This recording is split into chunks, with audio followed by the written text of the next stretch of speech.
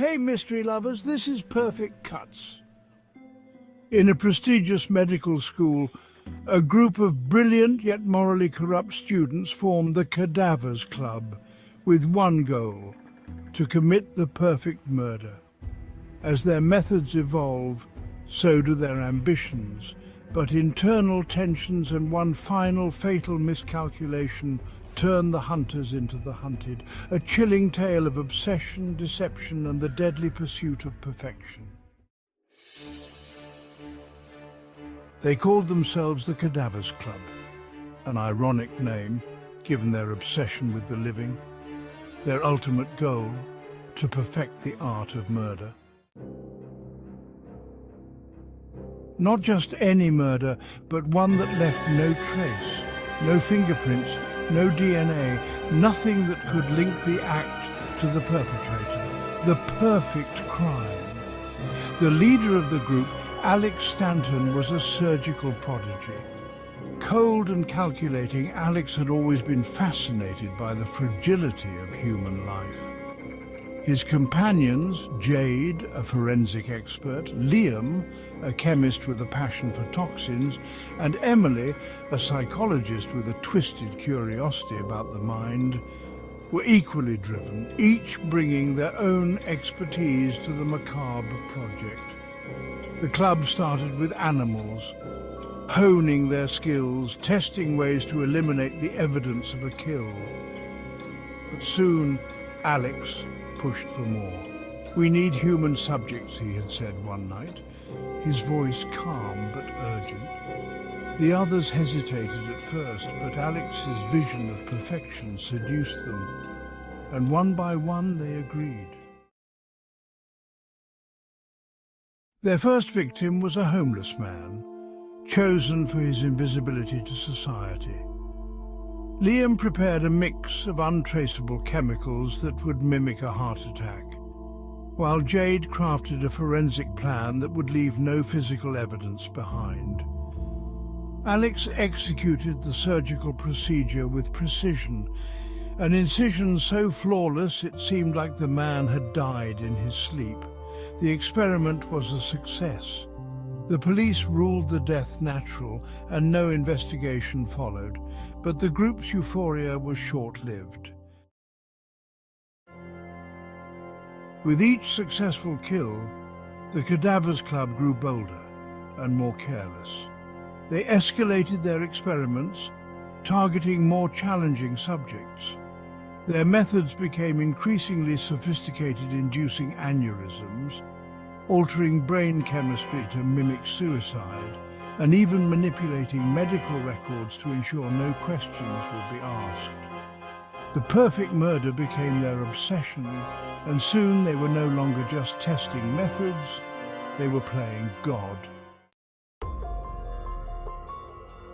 But the group dynamics started to unravel. Emily, who had always been the most conflicted, grew paranoid. She began to question Alex's motives, suspecting that he was manipulating them for his own twisted pleasure rather than scientific pursuit. Jade, ever the perfectionist, became increasingly frustrated with the small mistakes she noticed creeping into their plans. Liam started drinking, haunted by nightmares of the people they had killed. In a desperate bid to regain control and prove their dominance, the group took a dark turn. They targeted an abusive father, a man whose cruelty had haunted the lives of those around him. This time it wasn't just a calculated experiment, it was personal. They lured him in with the promise of a high, offering him a bong and letting him believe it was just weed. The man, arrogant and unsuspecting, inhaled deeply, eager for the escape. But this was no ordinary substance. It was liquid nitrogen. As he exhaled, they held the bong to his lips forcefully, ensuring he took in every last bit. His eyes widened in panic, realizing too late that something was terribly wrong. Jade, her hands shaking but resolute, pounded his chest with brutal force. The sound of cracking echoed in the room, his lungs shattering under the pressure. He gasped for air, but it was futile. As the life drained from his eyes, The group stood in silence, a mixture of horror and satisfaction etched on their faces. This was no longer about science or curiosity, it was about power and control, and in that moment they crossed a line from which there was no return. One night, Emily approached the others with a plan. "What if we turn the experiment on ourselves?" she asked. "If we can kill one of us and get away with it, we'll know for sure that we've perfected it." Alex's eyes gleamed at the idea. "The ultimate test," he said softly, already calculating how to execute it. The group agreed to draw straws, but Alex rigged the game so that it would be Emily who'd become their next victim. They set up the plan meticulously.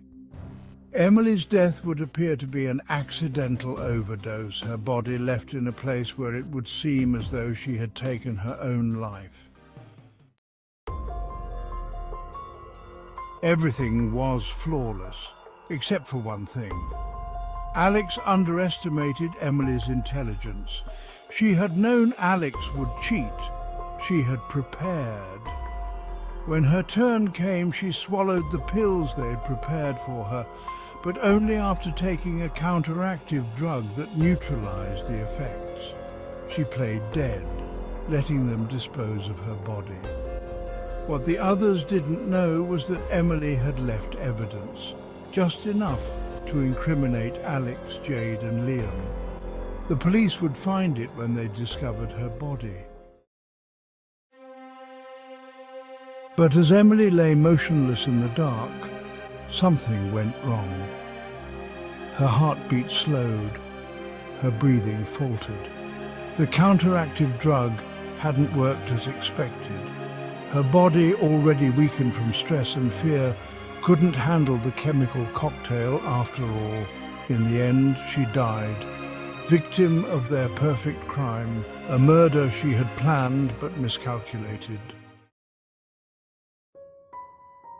As the days passed, the police found the evidence Emily had planted. The Cadavers Club was exposed. Alex, Jade and Liam were arrested, their perfect plan unravelled by the smallest of mistakes, the kind they had always prided themselves on avoiding. In the end, they had perfected murder too well. They had outwitted themselves, becoming the final victims of their own twisted game. Thank you for watching Perfect Cuts, the Cadavers Club. If you enjoyed this video, please like, share and subscribe to our channel for more thrilling content. Don't forget to hit the notification bell to stay updated on our latest releases. See you next time.